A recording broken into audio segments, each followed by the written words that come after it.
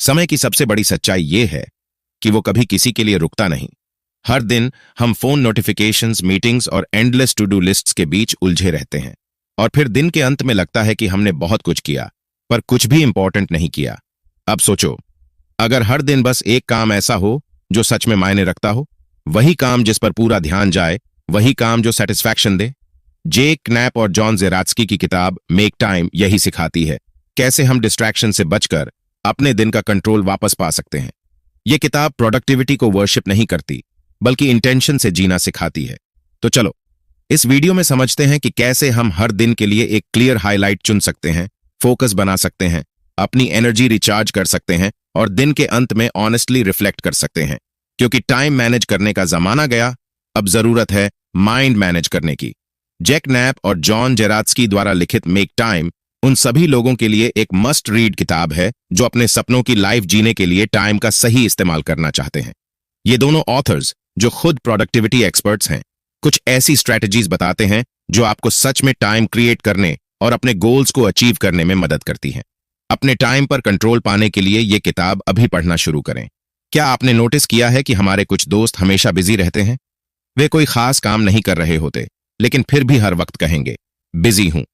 और यही एक बात समझ आती है, जो लोग सबसे ज्यादा फ्री दिखते हैं वही अक्सर सबसे ज्यादा ऑक्यूपाइड होते हैं।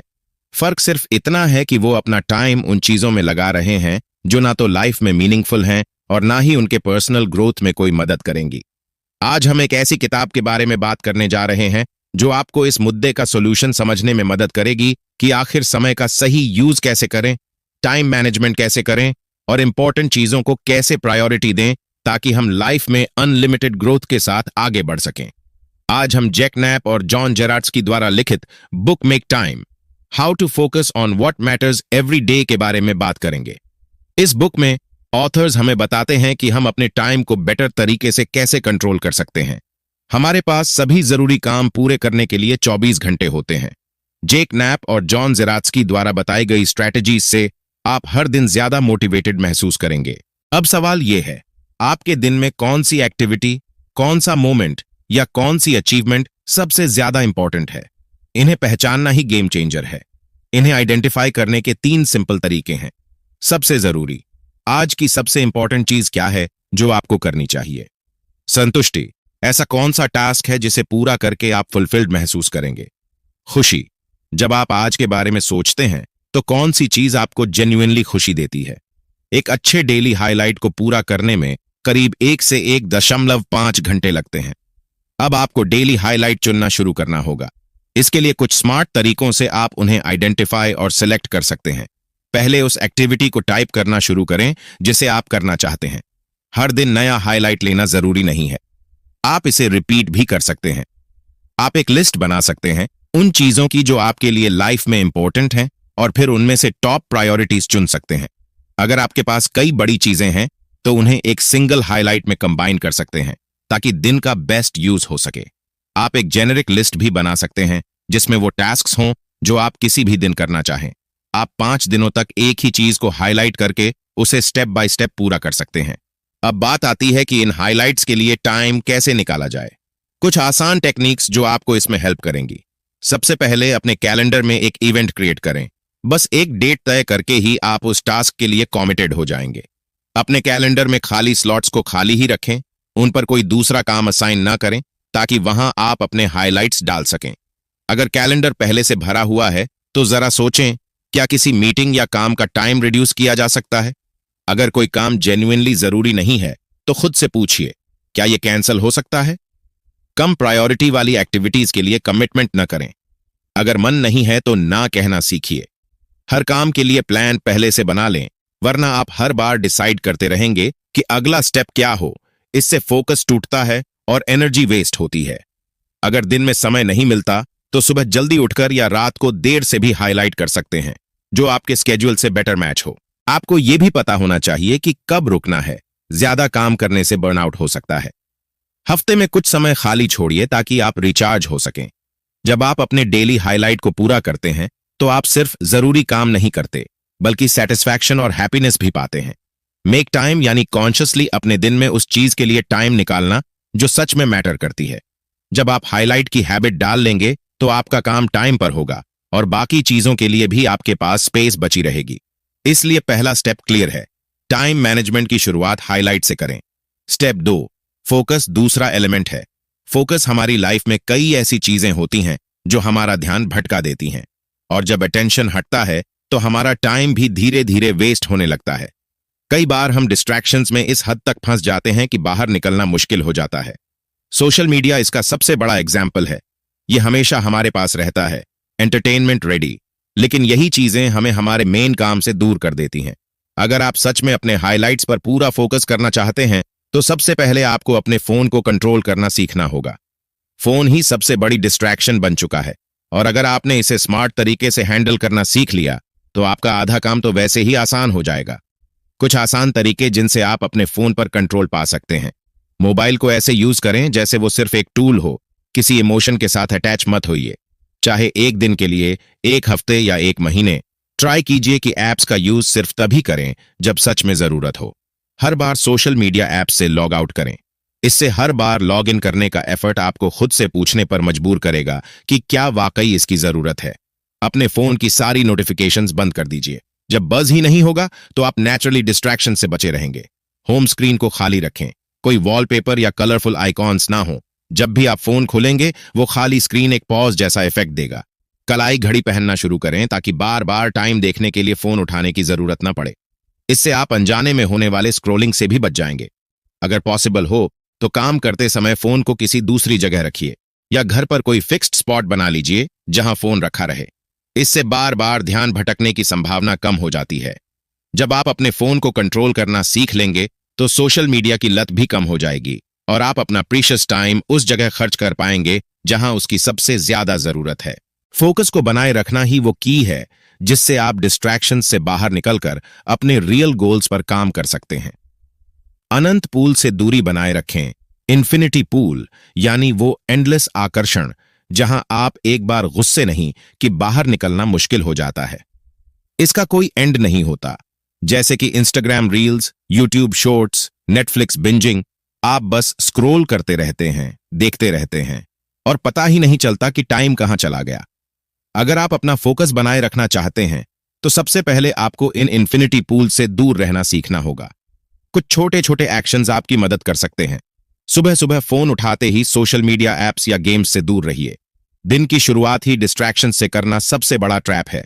डेली न्यूज पढ़ने की जरूरत नहीं है। अगर कोई खबर इंपॉर्टेंट हुई तो यकीन मानिए वो अपने आप तक पहुंच जाएगी।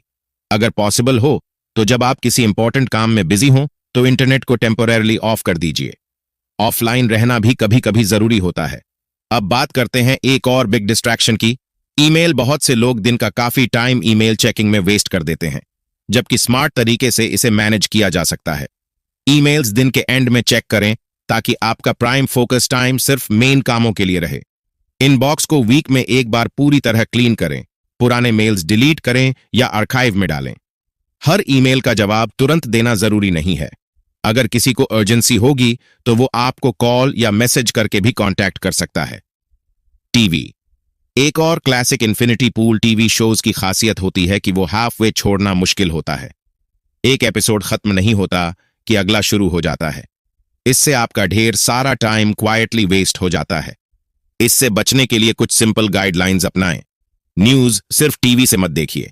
कई बार ये सिर्फ अननेसेसरी नेगेटिविटी फैलाता है। टीवी को ओकेजनल एंटरटेनमेंट बनाकर रखें, डेली हैबिट नहीं। केवल टीवी, HBO, नेटफ्लिक्स जैसी चीजों को थोड़ा पॉज दीजिए, क्योंकि ये प्लेटफॉर्म्स कभी भी खत्म नहीं होते।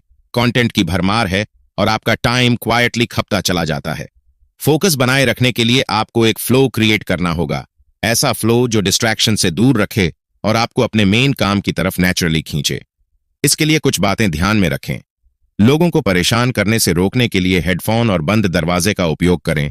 जब आप अपना फोकस बढ़ाना चाहते हैं तो डिस्ट्रैक्शन से बचने के लिए थोड़ा प्राइवेसी जरूरी है। हेडफोन्स लगाकर और दरवाजे बंद करके आप खुद को उन एक्सटर्नल डिस्ट्रैक्शन से बचा सकते हैं जो आपकी प्रोडक्टिविटी को प्रभावित करते हैं। ध्यान केंद्रित रखने के लिए समय सीमा निर्धारित करें। एक स्पेसिफिक टाइम लिमिट सेट करें। इसका मतलब है कि आप जानते हैं कि आपको कितना समय एक काम में लगाना है और यह आपको उस काम पर फोकस बनाए रखने में मदद करता है। टाइमर का उपयोग करें। टाइम मैनेजमेंट का एक बेहतरीन तरीका है टाइमर का इस्तेमाल। जब आप जानते हैं कि समय टिकिंग है तो आपका ध्यान और ज्यादा फोकस्ड हो जाता है। टाइमर आपको यह देखने का मौका देता है कि आप कितना टाइम वेस्ट कर रहे हैं और आपको अर्जेंसी महसूस होती है।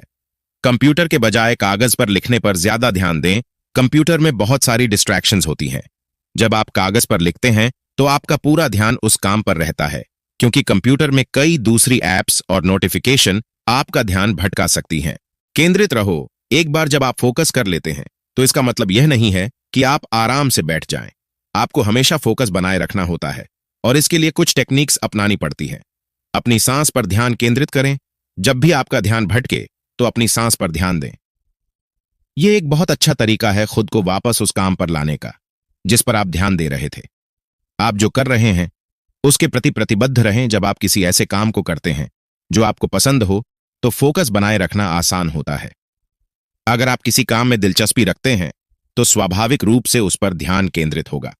शोध से पता चला है कि जब लोग किसी काम से ऊब जाते हैं तो वे समस्याओं को अधिक रचनात्मक तरीके से हल करते हैं। इसलिए ऊबने से बचें। कभी भी नया तरीका सोचने की कोशिश करें ताकि आपकी क्रिएटिविटी फ्लो करती रहे। स्टेप 3, ऊर्जा। आपके दिमाग को ऊर्जा की आवश्यकता होती है जो आपके शरीर की देखभाल से आती है। व्यायाम, भोजन, नींद, शांति और आमने सामने के समय से अपनी बैटरी चार्ज करें। जब आपकी एनर्जी का स्तर ऊंचा होता है तो आप किसी भी काम को बेहतर तरीके से और पूरी इंस्पिरेशन के साथ कर पाते हैं। इसलिए अपनी एनर्जी को अनुकूलित करने के लिए कुछ जरूरी तरीके अपनाने चाहिए। हमेशा गतिशील रहें। व्यायाम से आपका शरीर एक्टिव रहता है और थकान कम होती है। आप पूरी एनर्जी के साथ किसी भी काम को जल्दी से पूरा करने के लिए तैयार रहते हैं। इसलिए हर दिन एक्सरसाइज करना जरूरी है। शरीर को हमेशा एक्टिव रखें और एनर्जी को भरपूर तरीके से पाएं। रोजाना एक्सरसाइज करें। यह वॉकिंग या स्टेयर्स चढ़ने जैसी साधारण एक्टिविटी हो सकती है। सुबह जल्दी उठकर एक्सरसाइज करें। उदाहरण के लिए आप 7 मिनट की ट्रेनिंग कर सकते हैं। असली खाना खाएं। आपका खानपान और खाने का तरीका आपके शरीर को हेल्थी रख सकता है, जिससे आप बीमार नहीं पड़ेंगे और आपकी एनर्जी खत्म नहीं होगी। हेल्थी खाना खाने से आपका शरीर हमेशा एक्टिव और हेल्थी रहता है और आप पॉजिटिव रहते हुए अपना काम आसानी से कर पाते हैं। बनाना और ड्राई फ्रूट्स खाएं क्योंकि ये एनर्जी देने में मदद करते हैं। सैलड को अपनी प्लेट में सबसे पहले रखें और अधिक क्वांटिटी में। इंटरमिटेंट फास्टिंग से भी ध्यान केंद्रित रखने में मदद मिल सकती है। यह आपके माइंड को बदलता है और आपको खुद को बेटर तरीके से कंसंट्रेट करने में मदद करता है। समय सारांश बनाएं। अपने दिन के टास्क्स का सारांश तैयार करें ताकि आप अपनी एनर्जी को सही तरीके से मैनेज कर सकें। आपने सुना होगा कि स्वस्थ शरीर में ही स्वस्थ दिमाग निवास करता है। तो इसका मतलब है कि जब आपका शरीर स्वस्थ होगा तो आपका दिमाग भी अच्छे से काम करेगा। और अच्छा खाना आपको अच्छा शरीर देता है, इसलिए अच्छा खाना खाएं और पूरी ऊर्जा के साथ काम करें। कैफीन का अनुकूलन करें। अपने ऊर्जा स्तर को बनाए रखने और ऊर्जा प्राप्त करने के लिए कुछ सावधानियों के साथ कॉफी का उपयोग करें। दिन का पहला कप ऑफ कॉफी सुबह 9:30 तक ही पिए। ऐसा इसलिए क्योंकि उस समय से पहले कॉर्टिसोल का स्तर बहुत ज्यादा होता है, तब कैफीन का कोई असर नहीं होता। जब आप थके हुए हों तो कॉफी पिएं और 15 मिनट की झपकी लें। कैफीन को रक्त प्रवाह में अवशोषित होने में समय लगता है और जब आप जागेंगे तो आपको आराम महसूस होगा। ऊर्जा बनाए रखने के लिए आप कॉफी की जगह ग्रीन टी ले सकते हैं। कॉफी पीने से अगले दिन की नींद और ऊर्जा पर असर पड़ सकता है, भले ही इसे दोपहर में पिया जाए। कॉफी में कम चीनी का प्रयोग करें। हर चीज से कटा हुआ ऊर्जा पाने के लिए आपको सबसे पहले खुद से मिलना होगा, यानी आपको कुछ समय के लिए खुद को दूर रखना होगा और कुछ ऐसे काम करने होंगे जिससे आपको खुशी मिले और आप अच्छा महसूस कर पाएं। प्रकृति में अधिक से अधिक समय बिताएं क्योंकि यह हमारी मानसिक ऊर्जा को प्रभावित करता है। ध्यान करें, ब्रेक लें और अपने हेडफोन्स घर पर ही छोड़ दें। इस तरह आपका दिमाग आराम करेगा। उदाहरण के लिए, ब्रेक लेते समय सोशल नेटवर्क पर जाने के अलावा अन्य कार्य करके अपने मन को शांत करने का प्रयास करें। उन लोगों से बात करें जो आपके बारे में सोचते हैं या आपसे बात करते हैं, और कभी भी टीवी के सामने बैठकर खाना ना खाएं। समय निकालो। अगर आपका मन कुछ देर शांत रहेगा तो वह अच्छा सोचेगा। ध्यान लगाने से या प्रकृति के साथ ज्यादा समय बिताने से आप बाकी सब चीजों से दूर रहकर अपनी ऊर्जा बढ़ा सकते हैं। इसलिए ऐसा करें। गुफा में सो जाओ। नींद का मतलब है आराम, और वह समय जब आपका शरीर आराम करता है ताकि आप अगले दिन किसी थकान के साथ न जागें। निरंतर ऊर्जा बनाए रखने के लिए आपको सोते समय इन कुछ आवश्यक बातों का ध्यान रखना होगा। सोने से पहले ऐसी चीजें खोजें जो आपको आराम दें। सोशल नेटवर्क, ईमेल या समाचार वेबसाइटों का उपयोग करने से बचें, क्योंकि ये मस्तिष्क की गति को बढ़ा देते हैं। बेहतर नींद के लिए अपने मोबाइल फोन और अन्य उपकरणों को अपने कमरे से दूर रखें। सोने से कुछ घंटे पहले घर की रोशनी धीमी कर दें। ऊर्जा पुनः प्राप्त करने के लिए प्रतिदिन 20 मिनट की झपकी लेना शुरू करें। सप्ताह के अंत में नींद के खोए हुए घंटों की भरपाई करने की कोशिश न करें। जब आप सो नहीं पाए हों तो अपने खाली समय में सोकर उस नींद को पूरा करने की कोशिश न करें। सोने का तरीका आपके जीवन को बहुत प्रभावित करता है, इसलिए अपने सोने के तरीके को सुधारना सुनिश्चित करें और हर दिन पूरी ऊर्जा के साथ अपना काम करने के लिए हमेशा तैयार रहें। स्टेप 4, परावर्तन समय प्रबंधित करने के लिए हर दिन आपको यह तय करना होगा कि आप कौन कौन सी एक्टिविटीज कर सकते हैं। यह ध्यान रखना जरूरी है कि आप किसी टास्क पर कितना ध्यान दे पा रहे हैं, पूरे दिन में कितनी एनर्जी खर्च हो रही है और क्या आपने मेक टाइम में बताई गई स्ट्रैटेजीज का पालन किया। लेखक इस बात पर भी जोर देते हैं कि आपको अपनी पर्सनल स्ट्रैटेजी को अपनाने के अनुभव को लिखना चाहिए, चाहे वह स्ट्रैटेजी काम करे या नहीं। फिर अगली बार के लिए एक नई स्ट्रैटेजी तैयार करें। अगर आप अपनी हाइलाइट्स पूरी नहीं कर पाते हैं तो कोई बात नहीं है, आपको सब कुछ छोड़ने की जरूरत नहीं है। आप अगले दिन भी वही हाइलाइट्स दोहरा सकते हैं। हर दिन कुछ नया करने का दबाव न डालें। कभी कभी सिस्टम से ब्रेक लेकर वापस आना अच्छा रहता है। यह तरीका कॉम्प्लेक्स नहीं है और आपको इसे पूरी जिंदगी भर अपनाने की जरूरत नहीं है। बस कोशिश करते रहें और रिजल्ट्स देखें। आखिरी और चौथे चरण में आपको यह विचार करना होगा कि मेक टाइम आपके लिए कितनी हेल्पफुल रही है। फिर आप उस बुक में बताई गई स्ट्रैटेजीज को अपनाकर अपने टाइम को एफिशिएंटली मैनेज करने की कोशिश कर सकते हैं। फुल एनर्जी के साथ अपना काम करें और खुद को उस डायरेक्शन में लाकर रिजल्ट्स हासिल करें। किताब में दिए गए हर मेथड को लिखें और देखें कि कैसे इनसे आपकी मदद हुई। सिर्फ यही सोचें कि अगली बार क्या करने वाले हैं और मेक टाइम में बताए गए मेथड्स को अपनाने की शुरुआत करें। मेक टाइम नामक पुस्तक आपके समय प्रबंधन के तरीके को पूरी तरह से बदलने के लिए है। इस किताब से आपने सीखा होगा कि कैसे आप अपनी प्राथमिकताओं को हाईलाइट कर सकते हैं और कामों को खुशी खुशी पूरा कर सकते हैं। आपको ध्यान केंद्रित करने के साथ ही विकर्षणों से बचते हुए पूरी ऊर्जा के साथ अपने हाइलाइट्स पर काम करना होता है। इससे आपने यह समझा कि कैसे अपना समय सही तरीके से मैनेज किया जाए और अपनी चाहतों को पूरा किया जाए। यह किताब उन लोगों के लिए परफेक्ट है जो चाहते हैं कि उनका हर काम समय पर हो और वो भी पूरी फोकस और ऊर्जा के साथ। मेक टाइम आपको सिखाती है कि कैसे अपने कार्यों को सही तरीके से मैनेज कर आप अपनी प्रोडक्टिविटी को बढ़ा सकते हैं। आशा है कि आपने इस पुस्तक से सीखा होगा और अब आप लेखक द्वारा दी गई स्ट्रैटेजीज को अपने जीवन में लागू कर पाएंगे। Make time, how to focus on what matters every day, Jake Knapp और जॉन जेराट्स्की द्वारा लिखित एक प्रैक्टिकल गाइड है जो आपको समय को फिर से रिक्लेम करने और ज्यादा पर्पस ड्रिवन जीवन जीने के तरीके बताती है। ऑथर्स ने कुछ एक्शनेबल स्ट्रैटेजीज दी हैं, जैसे कि आपकी प्रायोरिटीज पर ध्यान देना, आपका एनवायरनमेंट सही तरीके से सेट करना और डेली रिचुअल्स अपनाना, ताकि डिस्ट्रैक्शन से बचते हुए आप उस पर फोकस कर सकें जो सच में महत्वपूर्ण है।